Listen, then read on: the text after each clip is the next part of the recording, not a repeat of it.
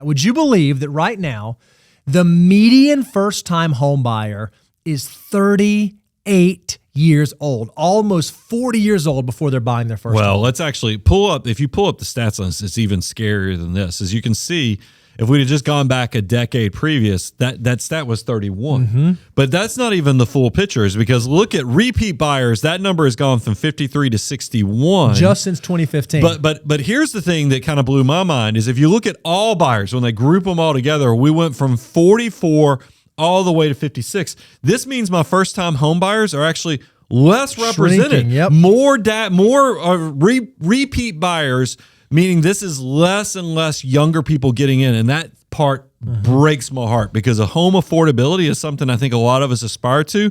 This is something that I hope in the coming years we have better news to report. And so one of the questions, okay, why is this happening? It's because home affordability is at an all-time low. We know that if you look just a few years ago, in March of 2019, if you had a household income of $75,000, roughly half of the housing marketplace was affordable to you.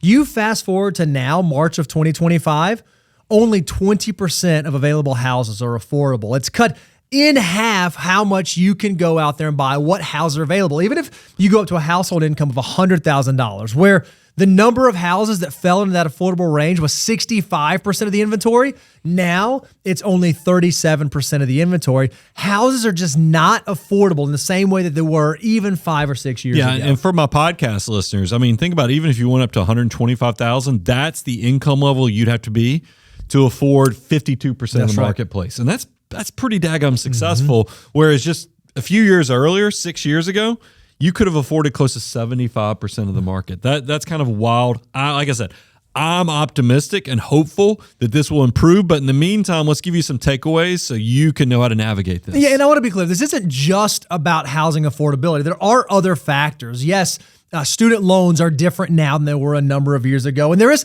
now a sentiment that home ownership might not be for everyone. But if you are someone that wants to own a home, we believe that there are some right ways to do it. And the first thing that we would encourage you is don't be in a rush to get into your first home. Far too often we see people say, I gotta buy. It's the next step.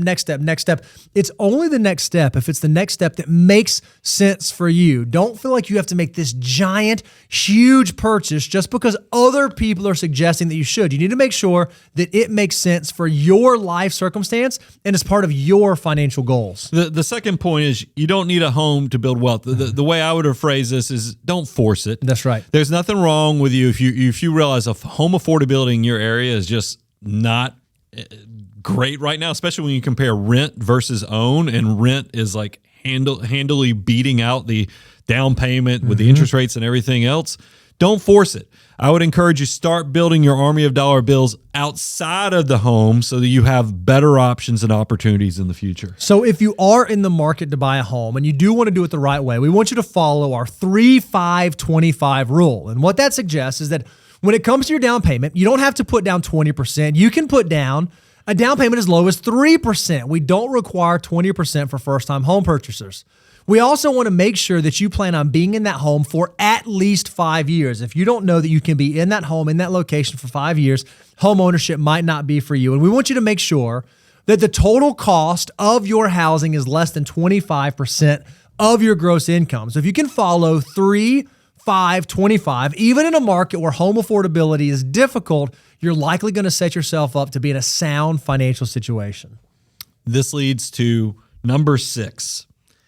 Income only explains 30% of net worth. No, Brian, that's got to be wrong. That's got to be wrong. I think there's a lot of people, look, without a doubt, making a bigger income can turn into a better opportunity for building. But unfortunately, because of, I don't know if it's lifestyle creep or it's just lack of discipline, there's a lot of people out there that are spending every dollar that comes into their household. So that's why you cannot directly say income is resulting in higher net worth for the majority of people. Yeah, we always say all the time in the show, it doesn't matter how much you make, it matters how much you keep. Do you have the ability to turn your income into wealth? I think was it J.L. Collins who said, everybody thinks they want to make $1 million. But the answer is, the truth is you don't really want to make $1 million. You want to spend $1 million.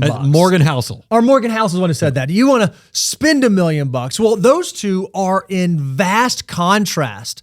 just because you have a high income, just because you have an ability to spend a lot of money, does not mean that you're going to have the discipline necessary to be able to use that money to create margin, to ultimately create wealth. And a lot of folks don't believe that, but we've seen the counter with our folks. Yeah, so let's give you the takeaways. Guys, I want to make sure that you know anyone can build wealth. It's really leaning into that first ingredient on the 3 ingredients of wealth building: discipline. Can you live on less than you make and actually put that money to work? And so, every year we do a survey of our millionaire clients. We ask them all these questions around what they look like and the decisions they make and the behaviors that they implement.